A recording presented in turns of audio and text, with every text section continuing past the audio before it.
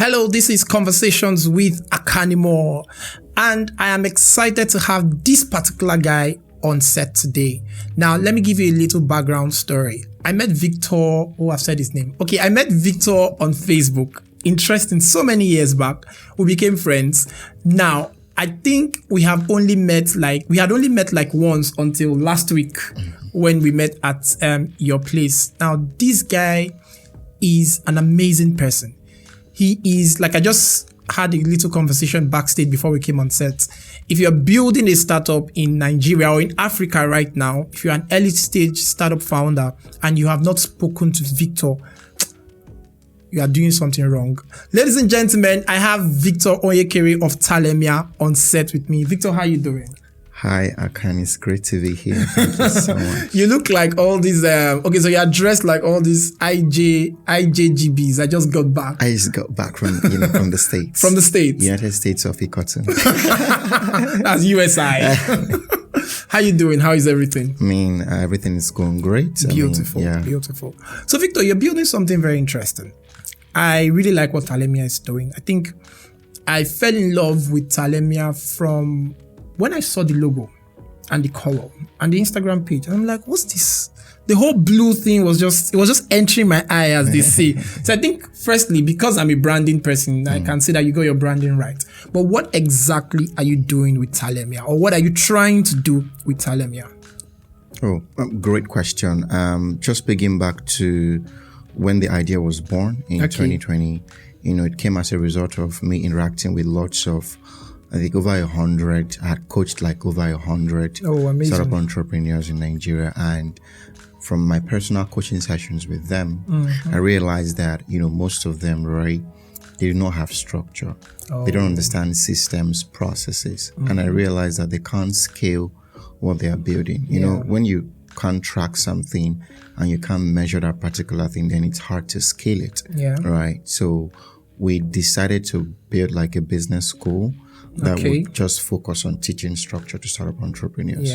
And that birthed Talem Business School. Talem Business School. Yeah, most people don't know this story. I don't think I've ever shared it. Maybe you're I know the story, though. So maybe conversations with Akan more will be like the first time I'm sharing it out. So Talem Business School, and then talking to the market. One of the shock I got, coming to the tech space. That was when I just got into like the tech, really getting into tech and interacting with some of these tech entrepreneurs, right? Founders. I realized that they weren't looking for structure. Sad reality. Many of them were just looking for funding. They just wanted, I want to grow this thing. I want to scale my startup. I want to get money. I want to build out. I just want to launch something that people can use. I don't care about process. I don't give a hoot about system. And that was the first shock. I had to just go get shock absorber. I went to Tejo Market to buy one. Because I realized that, oh boy, we're just going to... You had built a business school that they didn't even need. They don't need it. And it was giving Harvard vibes. Like, who wants to go to Harvard? So we don't need all that. And I called my guys and I said, guys, we need to rethink this whole thing. So they needed structure, but they didn't want it. So one of the key lessons, anybody listening right now, is the fact that don't build what people need.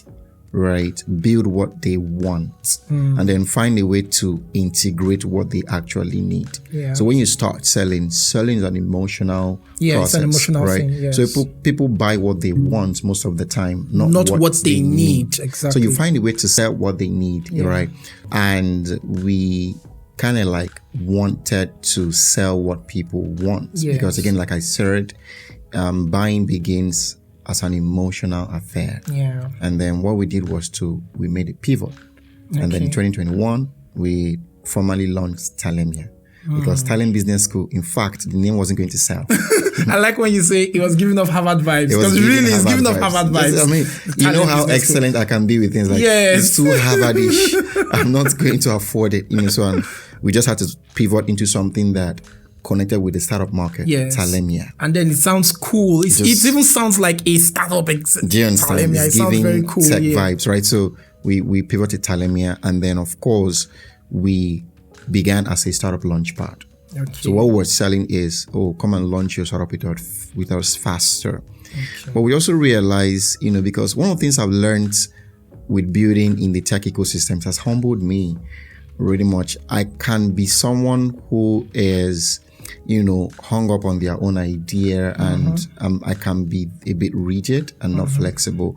But building in this ecosystem has given me a lot of flexibility. Talking to these founders, you can't be too proud not to talk to users. Yes. You have to talk to them. Yes. So in talking to them another few months, we realized that this startup launchpad thing, we've got YC to compete with. We've got Techstars. We don't have the kind of resources they have. Those people have. And so we say, what are the problems these guys are going through? Things like, I want to validate my idea. I want to build a prototype. I need a pitch deck. Come and hire somebody for me. I need a content. I need graphic. All of those kind of things. All those micro problems. So we looked at the entire early stage chain. Okay, from when you have an idea, what's the first thing you need to do? Yeah. When you do that first, what's the next thing? What's the next thing? Till you get a product. When you get a product, what's the next thing to do? So with every step, there's always a problem to solve. So what we now did was to monetize all of those smaller problems. And that's why 0 to 1 is the biggest thing, we're doing. So we just want to get these guys from 0 to 1. Beautiful. Right. And we made another sharp iteration to becoming a growth engine. So in 2022, we moved from a startup launchpad to a growth engine. So we're not the guys that will just come in, take idea folks and then give them equity. Nah. So we just say, come to us with any problem you have. We're going to solve it. Help you solve it. Yeah. So the growth engine basically is fixing every problem that enables them to make progressive movement, which is traction. Faster. So we're giving faster traction by driving execution at scale. And that's why execution is really important to us. And before I, wrap up answering this question, it's important to mention one of the things we hold dear at Talemia. I've been dragged on Twitter for it, but I really don't care. I'm saying it again. At Talemia, we believe that ideas are $0 without execution.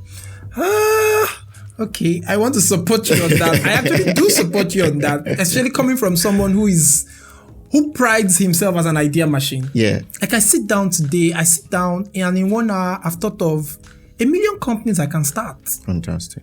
My brain just moves. Like I see gaps everywhere. Which is good. It's the starting point. And that's why we say ideas are not $0. So ideas are $0 without execution. Yes. So when you think about those lofty things, if you don't do anything, it goes on that person. Thank you. Somebody could have been. You see what you just said? Yeah. I have situations where I think of something. Yeah. And I don't do it. Yeah. And a month later, I see somebody doing the exact thing. And I'm like, come on. Are you in my head?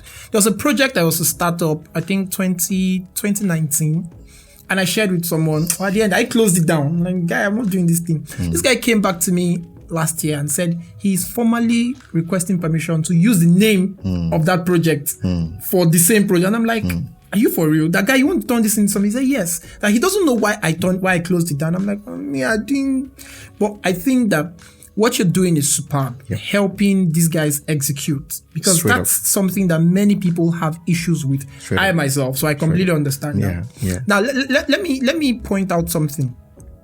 Moving from Talent Business School to Talemia showed that you listened to the market. Sure. You understood what the market was saying. True. How was that for you, especially when you said you're somebody who can be hung up on your ideas? Now that's a challenge. I'm the opposite. So I can, maybe because I get ideas easily, so I can sacrifice any idea. I can move on very quickly. If I feel this is not working, I switch to something else, and I don't feel bad about it. For someone like you and a lot of people out there, they think up an idea and they feel this is something I want to do.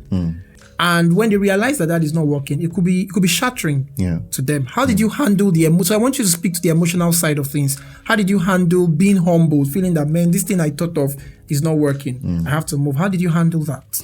I think my background in emotional intelligence helped. Oh, beautiful. Right, because I've got like a very, solid EQ to know that you've got to not be emotional. You can't make emotional decisions. You also can't make logical decisions. You have to make find a balance emotionally intelligent decisions. And that's why emotional intelligence is a blend of the heart and the head. All right. So it's not making decisions out of your head. It's also not making decisions out of your heart. It's really about balancing your heart and your head. Beautiful. Right? And I realized that if we continue on this path, right, what's going to happen is we would expend energies and we would have no business, right? It was hard. I'm a structure person. And when you meet structure people, they have a way of doing things. Yeah. They have a way things has to be done, right? And like I said, that talking to the market really humbled me. It was a shock at first, but I realized that if I really want to do this, right, I'm going to build something that people are looking for. And really, that's how to make money, right? Just build something people want, not something you want. And I always say, like founders, all of these things that people say, oh, I was looking for akara in my area. I didn't find akara, so I decided to build akara. What if nobody wants? If people really want akara in that area, so it was a buzzword for YC many years ago, but now YC has caught that, that scope. People are no longer saying those things. Oh, I wanted, a house. I couldn't find a short leg. I decided to build something. I built something that will help. What if it's just you? So I realized that to really make money, I think Akin Alabi made that in his book, Small Business, Big Money. Big money, yeah. I mean, to really make money is really, how can you solve problems at scale? Look at Aliko Dangote, who we all look up to. Is he passionate about cement? Really, who is passionate about cement? No, that question hits me. Is he passionate? Who will be passionate about cement? My passion is cement. Like, I'm not passionate. Bro, I don't need cement in my life. Right, bro, I don't need it.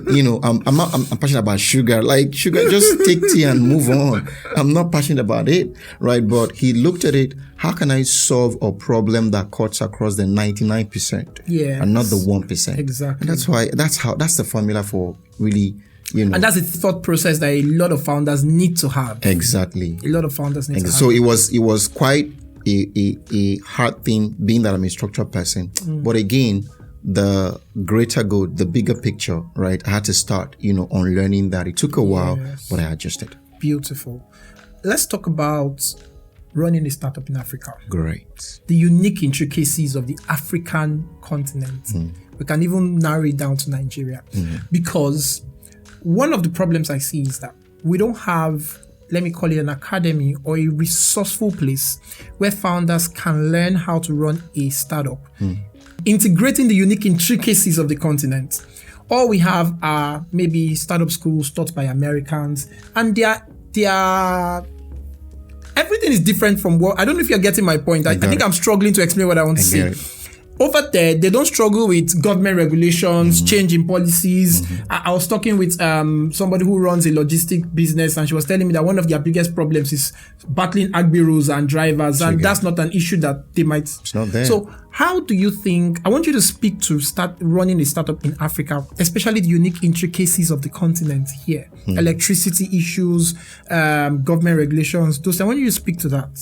Yeah, I mean, it's a very interesting dynamics, right? And that's why you won't learn those things at YC. Yeah.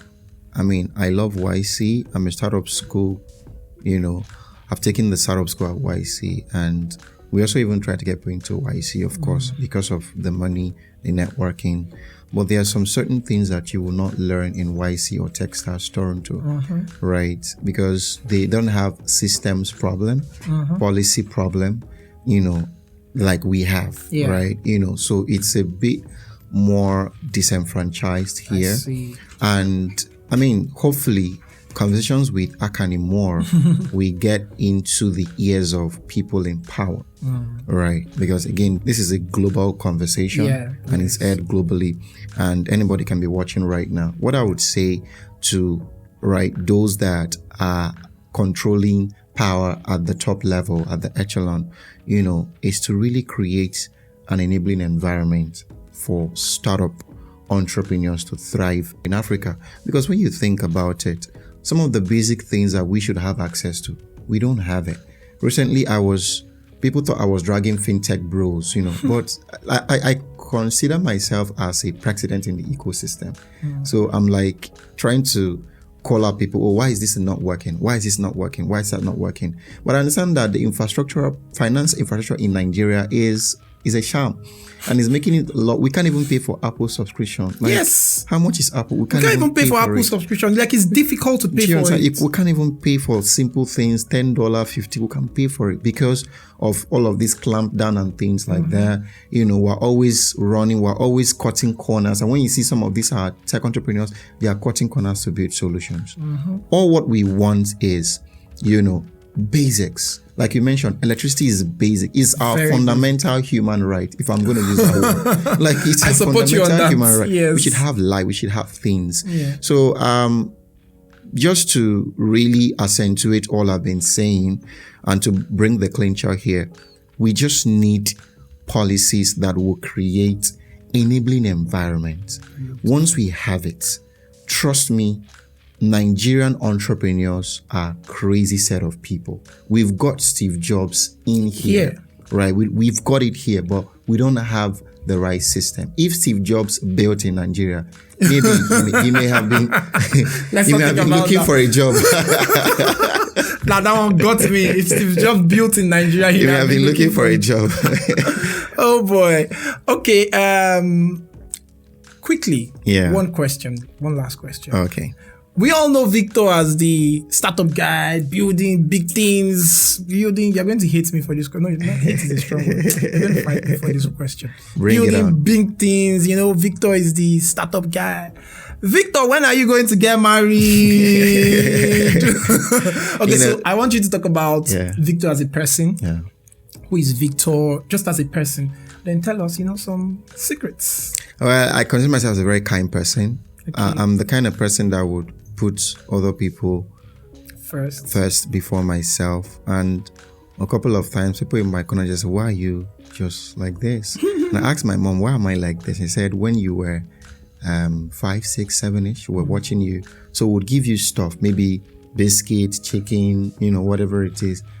You will come back and we realize that you've gone to share that thing with other kids, in the street, right? And we're watching that pattern and how you always loved to care for people. And we decided that this one's going to be a medical doctor. They actually forced me to be a medical doctor, but I ended up becoming I did health compensation. Study medicine? Okay. No, but I did health, say a bit of medicine, but it was a concession to them. But of course, health education now pivoted into doing what I'm doing now.